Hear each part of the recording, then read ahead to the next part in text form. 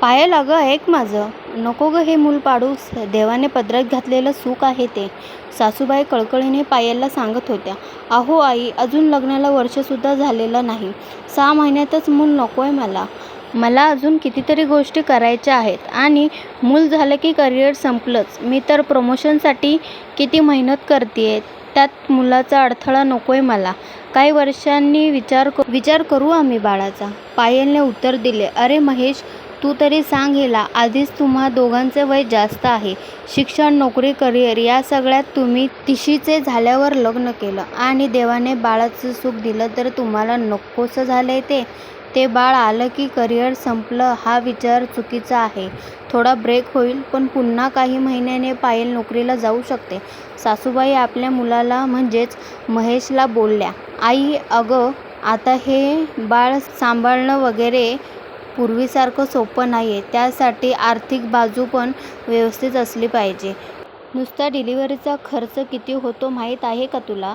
त्यामुळे आता आम्ही बाळाची जबाबदारी घ्यायला तयार नाही. महेश उत्तरला. मग कधी ठरवलं आहे तुम्ही पालक व्हायचं? सासूबाईंनी हताश होऊन विचारलं. कमीत कमी 5 वर्ष आम्हाला बाळ नकोय. 5 वर्षानंतर बघू, पायलने उत्तर दिलं. अगं तेव्हा तर तुझी 30 पार झालेली असेल. 35 वर्षाची असतील. सासूबाई आश्चर्यचकित होऊन म्हणाल्या. आता मेडिकल सायन्स पुढे गेले आहे आई. कोणत्याही वयात आम्ही बाळाचा निर्णय घेऊ शकतो. पुरे आता. आम्ही डॉक्टरकडे जाऊन अबॉर्ट करून येतो. निघतो आता, असं महेश बोलला आणि पायलसोबत घराबाहेर पडला. सासूबाई हताश होऊन दोघांकडे बघत बसल्या होत्या. देवाने आई बाबा होण्याची संधी दिली पण यांना किंमत नाही. जाऊ दे, मी तरी काय करू. ते आणि त्यांचं नशीब. असा विचार करून सासूबाईंनी डोळ्यातलं अश्रू पुसले. अशीच काही वर्ष सरली. पायल आणि महेशच्या लग्नाला आता 4 वर्ष पूर्ण झाली. दोघेही करिअरमध्ये सेटल झाले होते आणि आर्थिकदृष्ट्या बाळाची जबाबदारी घेण्यास सक्षम सुद्धा झाले होते. आता बाळासाठी प्रयत्न करावा असा त्यांनी निर्णय घेतला. महिने गेले, वर्ष गेले पण पायलला काही दिवस गेले नाहीत. घरी येणारी प्रत्येक जण, शेजारी पाजारी, नातेवाईक सगळे जण आता गुड न्यूज कधी देत आहात हा एकच प्रश्न विचारू लागले. पायलच्या सगळ्या मैत्रिणी मातृत्वाचे सुख अनुभवत होत्या. त्यांच्याकडे बघून पायल आई होण्यासाठी उतावीळ झाली होती. पण आई होण्याचे तिचे सगळे प्रयत्न फॉल ठरले. डॉक्टर बदलले, उपचार घेतले तरीसुद्धा पायल आणि महेशच्या जीवनात चिमुकल्याचे आगमन झाले नाही. दिवसेदिवस पायल खचून जात होती. प्रेग्नन्सी किटवर 2 उभ्या रेषा बघायला ती अधीर झाली होती. पण प्रत्येक वेळी तिच्या पदरात फक्त निराशाच येत होती. आता तर पायल कोणाच्या लग्नात, कार्यात जात नव्हती. सण समारंभ, हळदी कुंकू यामध्ये सहभागी होत नव्हती.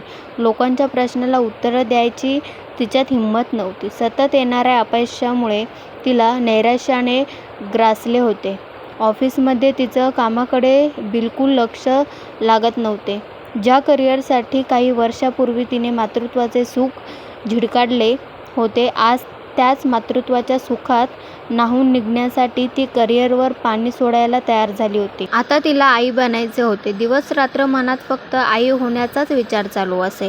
अशातच तिच्याच बिल्डिंगमध्ये राहणारी तिची मैत्रीण गरोदर असल्याचे तिला समजले. मैत्रिणीला गोड पदार्थ खाण्याचे डोहाळे लागले होते.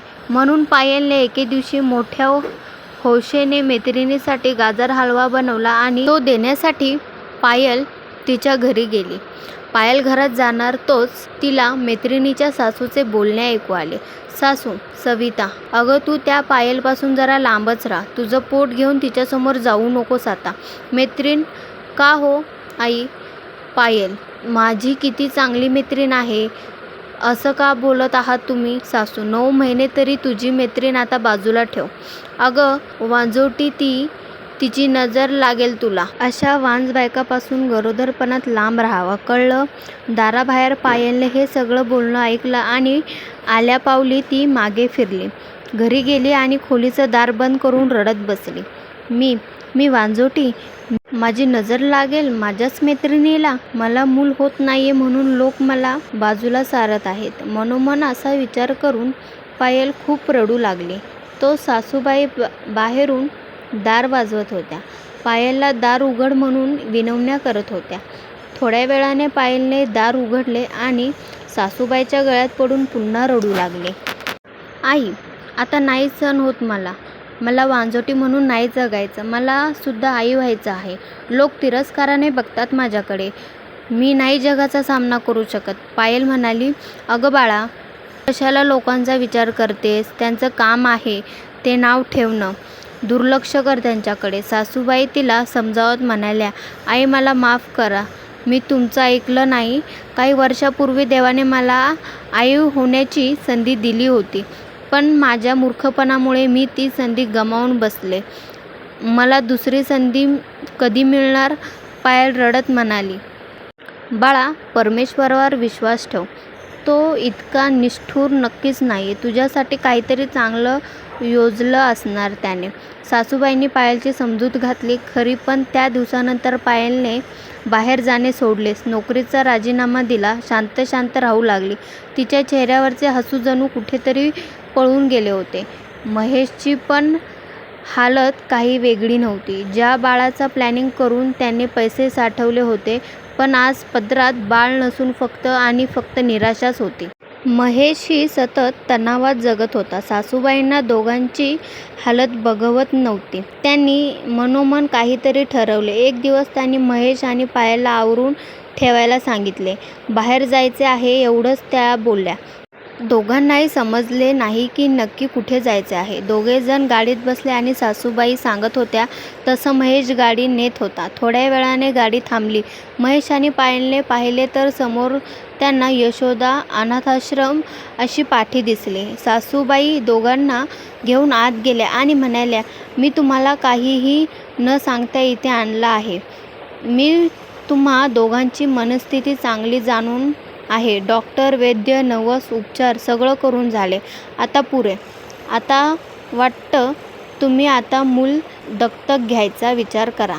मूल होत नाही म्हणून रडत बसण्यापेक्षा एखाद्या अनाथ मुलाला स्वतःचं नाव द्या आणि त्याला एक चांगलं भविष्य द्या असं मला वाटतं. बाकी तुमची मर्जी. पायल आणि महेशने एकदा एकमेकाकडे पाहिले. त्यांना सासूबाईचे म्हणणे पटले होते. दोघांनीही मूल दत्तक घेण्यासाठी होकार दर्शवला. अनाथाश्रमात जाऊन सगळ्या फॉर्मॅलिटीज पूर्ण केल्या आणि काही महिन्यांनी त्यांच्या पदरात 6 महिन्याचं एक गोंडस बाळ आलं होतं.